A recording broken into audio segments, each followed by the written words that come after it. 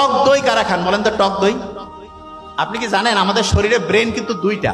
কয়টা? একটা হচ্ছে মাথার মধ্যে আর একটা হচ্ছে পেটের মধ্যে। সত্যি কথা কয় না, পেট ঠান্ডা তো মাথা ঠান্ডা। কথা একদম ঠিক। কি কারণে?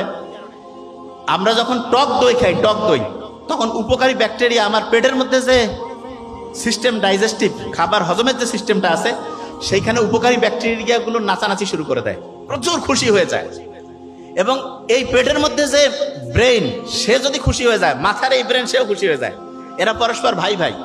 পেটের এইখানে যে ব্যাকটেরিয়া, তারা যদি খুব মনের আনন্দে হচ্ছে নাচানাচি করে, ব্রেইন যে আছে এইখানে যারা আছে তারাও খুব খুশি হয়ে যায়। ব্যাপারটা এরকম এরকম হয়তো।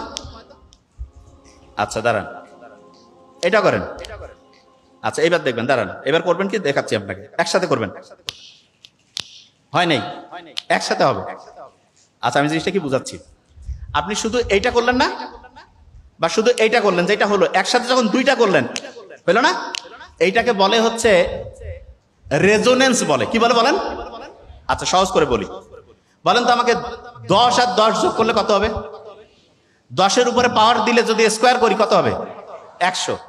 10 আর 10 যোগ করলে যে 20 হইলো, এটা নর্মাল হিসাব। আর 10-এর উপরে পাওয়ার দিলাম, এইটাকে বলে হচ্ছে এক্সপোনেনশিয়াল। এইটাকেই বলে হচ্ছে রেজোনেন্স। এইটা তা আপনার এই মাথাটা এবং পেটের মধ্যে যে ব্রেন, এই দুটো যদি একসাথে কাজ করে, তাহলে আপনার কাজের গতিটা তখন যোগ আকারে হয় না, তখন গুণ আকারে হয়। কি আকারে হয়?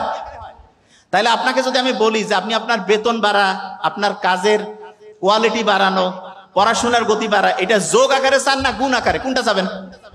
গুণ আকারে। তাহলে গুণ আকারে যদি চান তাহলে কি যোগ আকারে পড়বেন? গুণ আকারে যদি চান তাহলে কি দুইটা ব্রেন একসাথে কাজ করবে না আলাদা? একসাথে কাজ করতে হবে। কিভাবে? একসাথে। আচ্ছা এবার একটু পড়া ধরবো। ওই যে ঘুম